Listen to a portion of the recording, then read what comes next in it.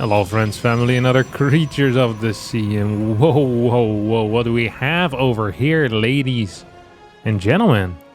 What is this? Classic versus Solar best of 3, but more exciting, you have a probe that is being sent down south over here. And is going to do... What the hell are you gonna do, Mr. Probe? This is cool, okay? I actually really freaking like this. So, one of the things that often happens when players go for a proxy... I assume there's gonna be a proxy Stargate? Yeah. Proxy Stargate. Is they'll do it with the scouting probe. So they'll scout, and then they'll send it to the right side too early. And then this Overlord sees no probe come back home. And what does the Zerg do with the big brain? Sends 4 links around. Boom. Starts looking for the proxy. Proxy fails, game ends, blah-de-blah-de-blah, life is over as we know it. Classic, however, here, with the genius maneuver of sending a second probe out. Really revolutionary stuff here. Stopping the Zerg from getting that free information. Is this a double chrono? It's a single chrono. This scout is going to be, what would the kids call it? Problematic, maybe? It's going to be problematic, okay? Why is this going to be problematic if this turns into a real scout? Let me explain it to you. You're going to see the lack of anything. And the lack of anything means something needs to have been proxied. I don't know if this is going to go into Tempest or if it's just a single Oracle or like a double Oracle and it's just, you know, going for it. It's hard to say. We have an extra pylon coming in right now. Overlord still moving in, looking for, you know, for the news. Trying to figure out what the hell is going on. Spores coming in. 15 seconds away from finishing. We have 1 queen in the main. We have 2 queens in the natural.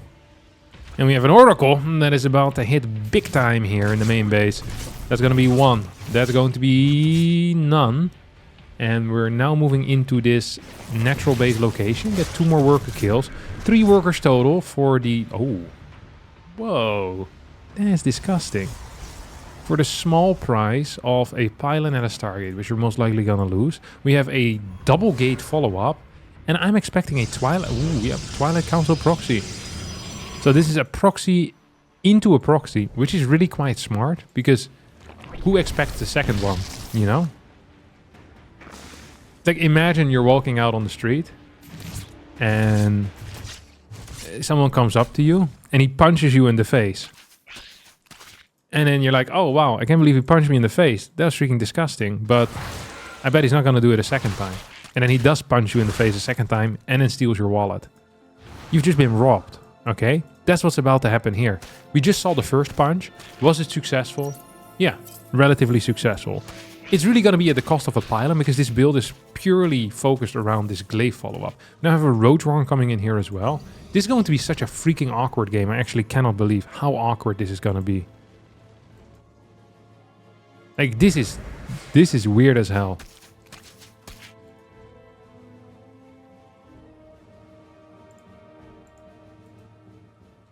Because usually you start building roaches once you see the adept move out. But if there's no adept move out, when do you build the roaches? That's not a philosophical question, but like, you know, logistics question.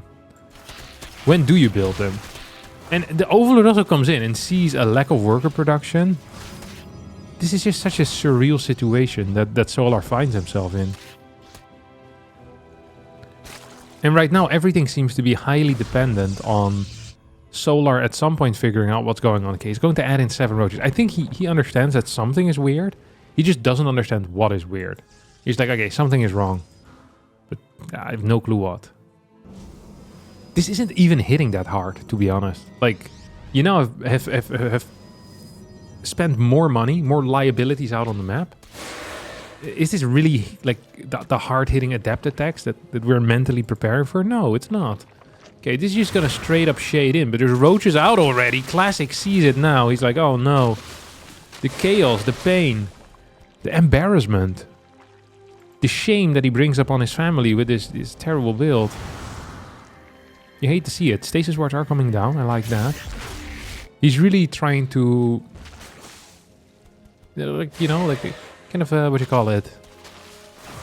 Overheat his opponent in the multitasking department. You know, stasis wards, a couple of shades coming in, dudes coming from different sides. But Solar, he is cool as a frog.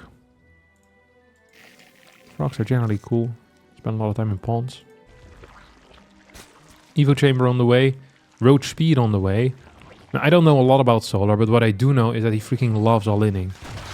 Like, you give Solar an easy early game, he's going to give you an easy return ticket back into the lobby screen. Without any points, without any MMR, without a win on the scoreboard. This is a good attack, though. Fort base going down. The reason why I like this attack, it is not because I think Solar was actually ever going to make use of this fort base. No, the reason why I like this is because now you get the full-on confirmation that what Solar is doing is an all-in. It's like, there is zero chance that Solar's gonna macro out of this, right? Like, I'm not buying that. Especially not after losing these drones. He's gonna rebuild them, but it's going to be a Roach, Ling, semi-queen type of attack. We have Immortals coming in here as well. We have Templar Archives. So we're really 70 seconds away from holding. Okay, the moment Storm finishes up, it's gonna be a little bit less, right? Because you do maybe 2.5 chrono boost. It's gonna be like a minute.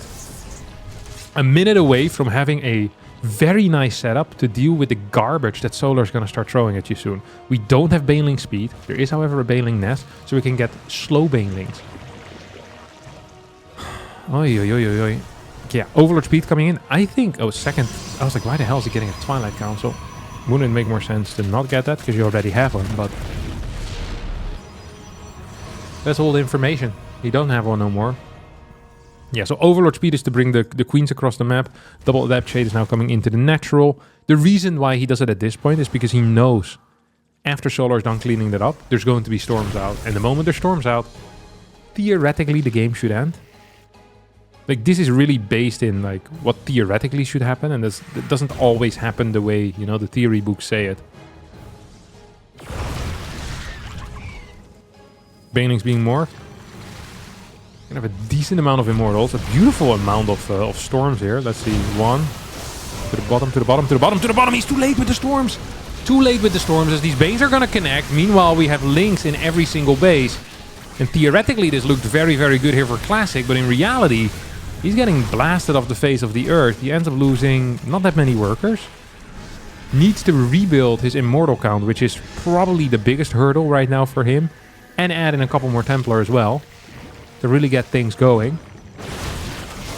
3 queens in the mix. A couple of adepts are being sent out, I think, over here for another counterattack. It is going to be an onslaught of Ravager, Roach, Queen, Ling, Baneling.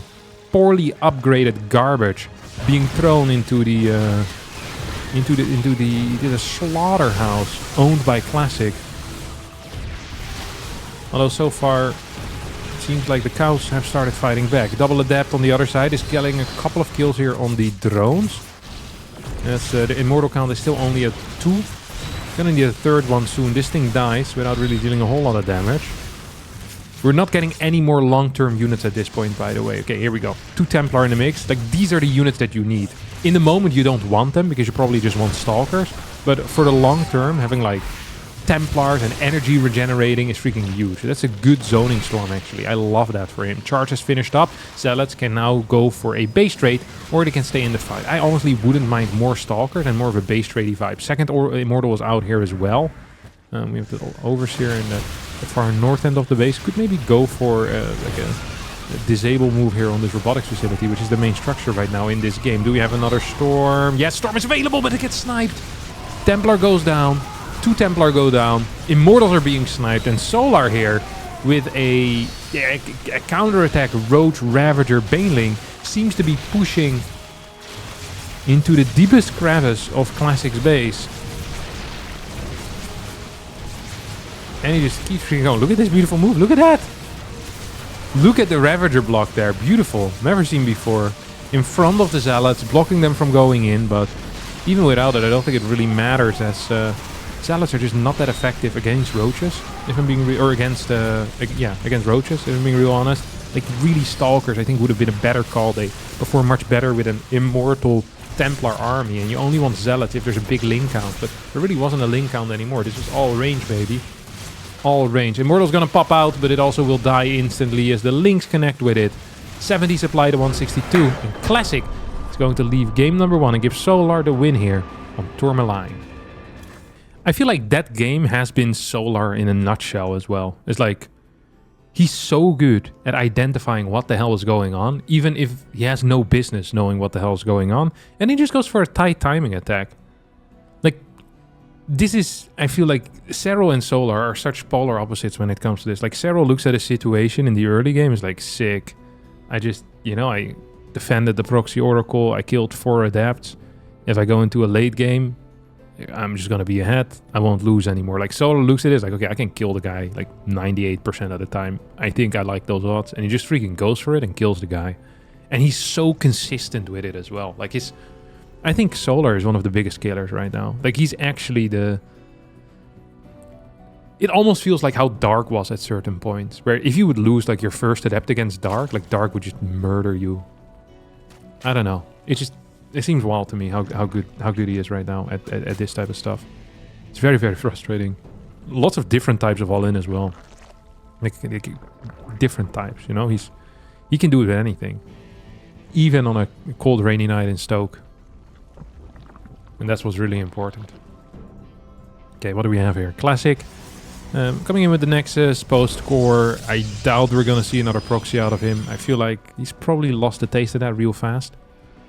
I didn't even dislike the Proxy Stargate. I think it's actually kind of good. There's one thing we shouldn't forget about Proxy Stargate, though, is that it wipes the option of Proxy Tempest off the map. And Double Oracle pretty much destroys the Archon opener. So there's like a lot of things there which you don't have to be afraid of anymore as a Zerg, which I think is kind of neat. Like, building blind roaches usually carries the risk of dying to Tempest. Right? Because you don't want roaches against freaking Tempest openers. It blows. Because then you have roaches, they don't shoot up. Like, you wasted money, you don't have a Spire, blah, blah, blah, blah. But, I mean, what's the worst thing that's going to happen if you build, like, 7 blind roaches against a double Oracle opener? Like, it can be Void Race. It can be Tempest. Like, what's it going to be? Like, a charge? Like, against charge, it's fine. Against Blink? I guess Blink would be the worst case scenario. Double Oracle into Blink. You have 7 blind roaches. Probably would have wanted those to be links. Probably would have wanted faster +1 melee as well, but I still think the situation is honestly just going to be fine 9 out of 10 times.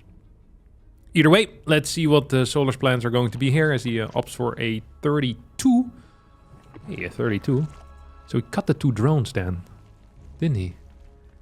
Fast Queen cut 2 drones. Did he lose workers? Or did he lose links maybe? No. A bit of a weird setup that he's got going, build order-wise. Very late on the extra drones. Really wanted to get this hatchery down a couple of seconds earlier. Creep Tumor in the main base as the Queen is going to start throwing darts here at this adept. Nice spore movement. Very well done. And once again, just solid responses all around. I think that's just trademark Solar at this point. He just doesn't make a lot of mistakes.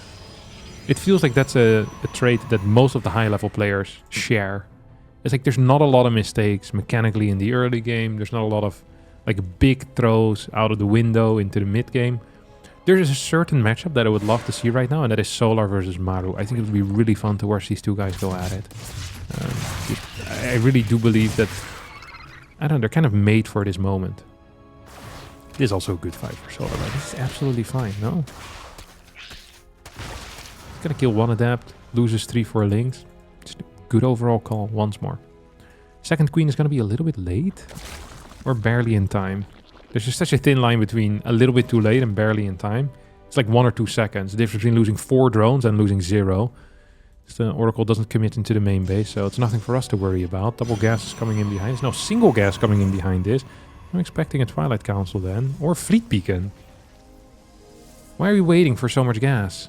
What is this? Okay, Twilight Forge. Both at the same time. Oracle is active here in the natural. Was it the Adepts that got the kills though? Is that what happened there? Yeah, 2 Adepts died. A couple of Links ended up dying too. Classic still on the warpath here with those guys. We're gonna get at least 1 worker kill. Almost lose an Oracle for it. We'll lose an Oracle for it if we ain't careful. Yeah, it's going to need to reroute into the main base and probably go for a recall. Or at least hang in the dead space for a bit. I wouldn't mind a recall so you can come from a different angle later on. It's probably not what Classic is gonna go for though. Wants to conserve some of that energy for himself. Blink +1. I'm expecting a very quick Templar Archives. This has been the kind of the go-to for Classic for a while now. He's been doing this for a long time. where he gets a really fast Templar Archives with these Blink builds. We've seen him go down at 450, we've seen him go down at 510. Oracle actually shows up, gets 3 worker kills. It's much more than I think he should have gotten with a triple queen setup, yeah. I'm surprised, honestly, that worked. I guess Solar expected there to be a recall too. Oh, it's not going to be a Templar. It's actually going to be 6 gates here. And we could even look at a potential 7th gate.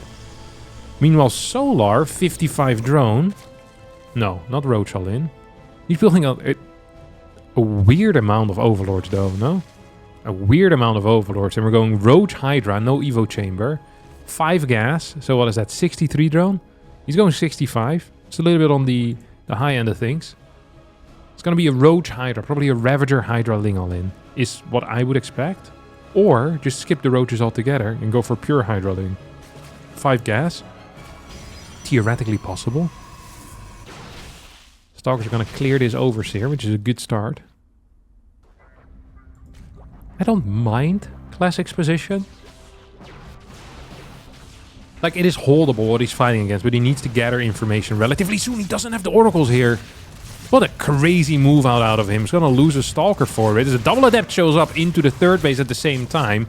We'll catch 5 workers and a full pool away on top of that. Fairly reasonable. And a full Stalker response here, I think, would actually be quite decent too. Still have 2 Oracles around. Okay, here we go. Revelation into the main base. Oh, what? Stasis. If he sees the lack of a gas there, that's such a tell. That's such a giveaway. We're getting Storm. We're getting Charge. We're getting +2. All types of things that are great if you're playing a macro game. Solar, however, is not playing a macro game. He's going to give up the 4th base and counterattack immediately, which I believe to be the right call. He can't even pretend to hold this base though, because a blink for, well, is a blink for it even what you want? I mean, right now he should know something is wrong. He's like, wait a second, what's going on? Why do you only have 2 Hydras? And he's gonna kill quite a few Hydras. There's no recall available, let's not forget. Well, Templar at the 3rd base for now remaining safe. As the Hydras start knocking on the door, Lynx enter. They enter the cathedral. So where's Classic? Templar do not quite have Storm yet, as the Lynx are going to town. Hydras here being cleared though. That's like 6, 7, 8 Hydras that have died trying to deal with these Stalkers. He could have just given up this 4th base. It is not contributing. The only thing it contributed to is distracting your opponent, but it already was doing that. Losing all those extra Hydras actually makes your position a bit worse here right now. In the main base is where we're gonna fight, as the first Storm hit quite decently. Second Storm dealt a bit of damage here as well. We have 2 more Storms remaining at the same time. An attack at the front, but with a battery and a decent Stalker count, plus a cannon in the back. I think that's gonna get cleaned up. Classic is gonna clean up in his main base as well. And Solar, I think, in more than just trouble. I think Solar... Ooh, that was a crazy blink. Holy cow. 60 workers to 60. No upgrades versus soon to be +2. We do have both of these gateways depowered. I don't think there's a cybernetics core either, which is potentially problematic. Blink forward, but with the Zealots here might just be okay. +1 is putting in a lot of work here as well. Zealots doing great against the Lynx. Stalkers doing great against the Hydra list. As the Archon shows up as well. A bit of extra tanking, a bit of extra damage. And Solar's being pushed back. Another aggressive blink forward here. As Classic, I think, wants to stand on business. I'm not sure if he's allowed to do that quite yet without a Prism, without 10 gateways. It feels like he's taking a lot of damage. This single Templar's gonna get sniped by the flanking Hydra. And Solar's gonna push this back, at least temporarily. We're still, however, in a situation where if Solar doesn't win the game in the next 45 to 60 seconds, I think he's 100% dead. Like, production-wise, Classic is good. Upgrade-wise, he's great. Tech-wise, he's looking even better. And 5 drones are not going to save that. 10 drones are not going to save that. An infestation pit is not going to change that either. We're going to need to make some magical plays here as Solar. And it's going to start all with a couple of links coming to the north. I think a single Zealot Warping could deal with this. However, we're not seeing that quite yet. Now we get the snipe here on the battery. We get a move back. Storm touches those Hydras in an unpleasant way. Solar's going to report that to the police. Double cannons coming down on this 4th base. I mean, the fact that Classic is considering defending his 4th base is I don't want to say crazy work, but it's just not necessary, right? So usually you want to have, imagine we have 3 types of advantages: economic, tech, like general tech and upgrades. And economic kind of ties in with like just general army supply as well, because these tend to correlate. It feels to me like Classic right now has better tech, has better upgrades. Like he doesn't need to stay, like doesn't need to get ahead in economy. And now he's trying to get further ahead in tech as well with the fleet beacon. This shows a complete misunderstanding of the position that he's in, and actually opens the door for a potential follow-up all-in. Like the +3, the robo, the fleet beacon, all of this is completely unnecessary given the upgrade situation and the fact that there's storms out, right? And we have good overall production. It might still be good enough, but this does potentially leave open the door for something here. It potentially leaves open the door. I'm not saying it's leaving open the door. It is possible that Solar can sneak in here and take your points away. As Solar's trying his best to micro, I do believe that just the army. They do so much damage with +2. The storms are pushing away this army here as well. We still have Blink. We have the ability to add Stalkers into the mix as well. Right now we can start a Mothership. We could start Carriers. I don't think Carriers would necessarily be great. I do like the Immortal. So I wasn't too happy with the Robotics facility because I think it probably could have been, money could have been spent elsewhere. Maybe cannons, more batteries. But if you have a Robo, you get 2-3 Immortals out against an army like this. These Immortals are going to have +3 soon. Like, I'm just not seeing how 0-0 Roaches are ever going to have a good fight here. Even without the Immortals available. Like, look at this. This is a slaughter. Like lambs to the slaughter they go.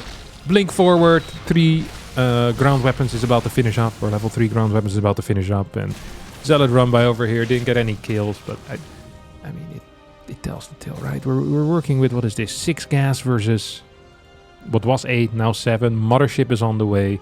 Like, these guys are in different stages of their lives, okay?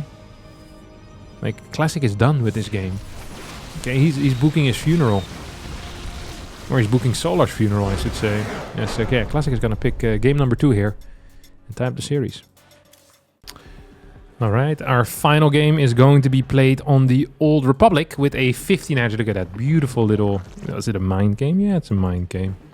It's like a coin flippy thing, right? If you open up with this pre-Overlord 15 hatch and the Protoss opens up with an instant scout, the Zerg will just get the hatchery down. That is a fact of life and there's nothing you can do about it. Costs quite a bit for the TOS player, so frustrating for TOS because this is not the outcome that you're hoping for, that you wanted. You want to split the bases. If you're planning on doing some type of glaive opener, sometimes you'll even need to switch up your build here as a result of that, which obviously would be quite frustrating for Classic, who is someone that likes to prepare the builds in advance. You know, he's not much of an on-the-spot thinker. He's an before-the-spot type of thinker. He thinks a lot, just not in-game, which is exactly what you want. Then he'll need to switch plans if he was planning on doing some glaive stuff, or maybe switch up like the order of the Chrono Boost and stuff like that, which is just frustrating. It just throws a wrench in whatever you had, you had going in your mind. So, either way, it's gonna be PvZ, Old Republic. Ooh. Gate Cyber next to each other. No hole in between those two. Solar's one of the only players that does this. That he very frequently tries to chase your probe rather than microing the workers, like most players do. He's just a chaser. And that's completely fine, but every single time you chase, you shouldn't forget that you're also losing 5 minerals on that. Like this chase, at least 5 minerals. At least.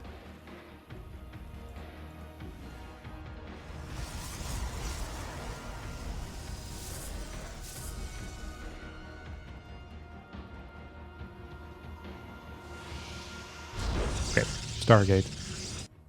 Now, Classic is someone that has a large variety of build orders as well. We shouldn't underestimate the amount of builds that this man has up his sleeve.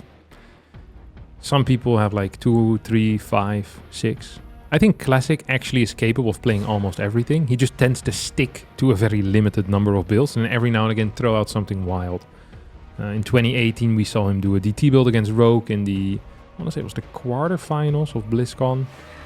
We've seen him play in the GSL, a lot of like well-prepared like glaive proxy, robo proxies. We saw the Stargate build here in game number 1. Like, he is someone that puts you to sleep with his gameplay usually, until he doesn't, and then you shouldn't have been sleeping, you know? Playing against Classic is kind of like being a security guard. Like, most of the time, nothing happens, and when something happens, you probably wish it wasn't happening. And it's probably freaking over. You know, it's like you're not defending the house. Man, let's face it. If you had like 1,000 days of no action whatsoever, like, good luck with that, buddy. Good luck with that. Oh my god, what is this wall? This is a piece of crap is what it is, no? I mean, you can still walk through, most definitely, but one of the issues that I always have with... This is not going to finish, yeah.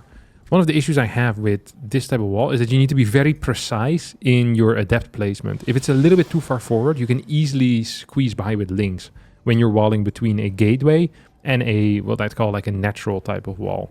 So you always want man-made walls. That's why you usually push the gateway here towards the top. Then it's you have way more space for the adept to maneuver. So in tight situations, it's much simpler to defend. And we've seen this go wrong before with the top level players as well. So I'm just not a huge fan of this type of wall. However, it is Classic and I like Classic a lot. I'd be surprised if he plays something different from previous game. I think he's just going to go for another Forged Twilight. He's got a bit of a supply block though, which is frustrating for him.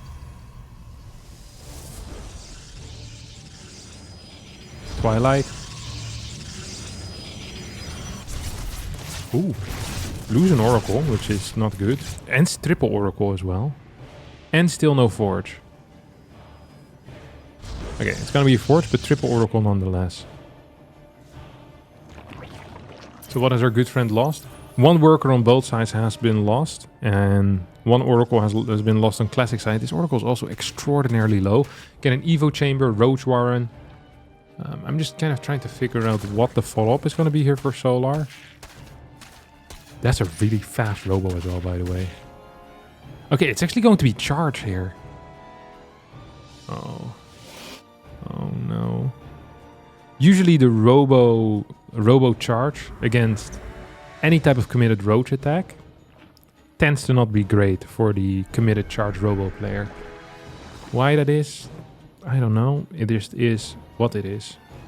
And those are the rules, my dear friends. Those are the rules. As the Germans say, Regeln zijn Regeln. Rules are rules. These two adepts are going to kill a couple of links. And a couple of drones. And maybe more links. And more mining time lost. This is a good start here for these adepts. Not a great ending because they died. Although that tends to be everyone's ending on this football called Planet Earth. Jesus. Another Oracle goes down. Holy cow. No, don't lose this too. Okay, Spire as a follow-up. Oh, I'm just not a fan of how this is going. I do like what he's playing here. So rather than playing a committed charge wall attack, he's actually playing a committed... I'd almost call this an Immortal Rush. Which is... It's not a build, like in the sense that you can do something aggressive with it, but it's like a defensive thing. Like you're going to have Immortals out, you're going to have Storm, you're going to be strong against a lot of the all-ins. What would this suck against, for example, if your opponent goes like straight into like 85 drone Muta? Like that is not an ideal situation. You're going to have a banging 1-1, or sorry, 1-1, a +1 attack push. And I think actually that's what he's going for. Look at that. 10 gateways. Prism. However, what's the issue? What's the problem, Governor? Actually, the problem is going to be 0 scouting here. Observer is going to be useful. When 6 mutas come out. If this is going to be a Roach follow-up, I don't actually like it for Solar. If the follow-up is more links, more mutas, I think this, like, Solar is absolutely cooking something here. Look at the cannons that are being built already. A cannon in the net. A cannon in the third. A prism being sent out. Take a look at the first-person view here. Sees the Muta. Flies back. Instantly starts cannon. Phoenix. Perhaps battery? 3 more mutas on the way. I like that too. Prism is trying to escape the mutas. The mutas aren't looking for it though, so congratulations. Mission successful. Yeah, we're gonna get a mass muta game here out of Solar. Which honestly, fair play to him. I allow it. Oh, I will allow it, you know what? I absolutely will allow it. going up to 10 gases, even going up to 10. I can't count. I thought 8, 10, yeah. If you go up to 10 gas versus 6, it becomes really hard for Protoss to get like a decent setup, because you usually cannot properly outproduce it. So I always say the most important thing for a Protoss player is to keep their third base alive, and then the most important thing is to get a fourth base and keep that alive. Like, if you get up to 8 gas against this type of stuff, you usually win the game, because this is super heavy on the lair. You just need cannons, batteries, Phoenix, ideally some upgrades on the Phoenix, and we already have Corruptors coming in. So Solar is mentally a little bit ahead here. I think like he's a step ahead of the opponent, a step ahead of the opposition. As that gas being taken out is actually a fairly big deal. We have a Zealot attack here. I'm of two minds when it comes to this type of stuff. It relieves pressure a bit. So ideally you do this when there's a lot of pressure on you that you can't hold, or you're waiting for like a key upgrade, or you're trying to set up a fort base. So what did this pressure do? It allowed some extra cannons to be added in, but not finished yet. Some more Phoenix are out, but no key upgrade is here. So I don't think this was enough. And now Solar has the certainty that there's nothing out on the map. There's most likely not going to be a second Prism out. There's probably not going to be any Zealot run-bys either coming in. So I think Solar actually is more emboldened by this than anything, than upset. One Phoenix goes down there. I'd love to see any Impulse Crystals. I think this is probably the only saving grace right now. It's the last remaining thing that he really has. So Lynx are trying to run in. Zealot Immortal doing a good job here though at the third base. I'd say that. This is definitely a good job. Fourth base not quite up. Might come up at some point though. Surely. Mutas now with the rotation. Templar are off the essence. Keeping those alive is actually so freaking important. As the Phoenix count has grown significantly, and with a low Corruptor count, look at that. Classic actually pushing this back. So I think we're now in a situation where a fort base should be our next consideration. It is not quite what's happening though yet. Okay, here we go. Probe moves out further forward. This is also a scary point, because once again you're spreading yourself super thin at this point, right? Like this is, it's like, okay, I need to take it, but at the same time, it's like, okay, can I take it? Can I split my army 3 ways? The Phoenix over, over here, and then also defending the fourth base, and also defending the third base against potential like Baneling run-bys or like a full-on attack. This entire army is just kind of mirroring the movement. As the Phoenix count is too big, I think, for these types of poke-ins. +1 is going to finish up, which is also a huge deal. Fourth base is here. So now the main thing is to mirror Phoenix. The Muta, the Phoenix need to mirror the Muta movement pretty much. One Phoenix goes down. I think 3 Mutas fell though. So I think it's a trait that generally you would take. Apparently there was a bit of a lagger inside. I had to leave. So Phoenixes are being blasted here. Archon's gonna get taken out as the Banelings run into the third base. Solar with a beautiful setup here. Is still fighting against these Phoenixes as well. We have some Storms now that are going down onto the Archons. Muta count is being decimated, but so is the Probe count, I think. And at the same time, the Phoenix count is also being taken out. There's a couple of Mutas in the back. Don't forget, we're working off of... This is 12 gas at this point. This is a double gas. 12 gas versus what is essentially 6 gas mining if he's fully saturated, because this base isn't here yet. If the Phoenix count goes... actually, this is too low. 5 is too low already. Because the Mutas can now fight the ground force while the Corruptors fight the Phoenix force. And that is the exact situation you want to be in. There are no Archons to protect the ground. And the Phoenixes, they'll take too much time to chew through all of this Corruptor garbage. So that means that the fort base is now officially toast. That means that the Phoenix count is never going to go above 6, 7, 8 again. And we're working 12 gas versus 6. That is double the amount of gas. Pure Muta at this point is going to be good enough to kill whatever. Classic. Getting absolutely blasted here in this game. His build countered accurately by Solar, identifying somehow, some way that he needed Mutalisk, and boy did he get the Mutalisk. How many did we lose? We lost 41 Mutas, and with 25 still alive, we had more than 60 Mutas built in this game as Solar takes it home. And Classic will need to lick his wounds.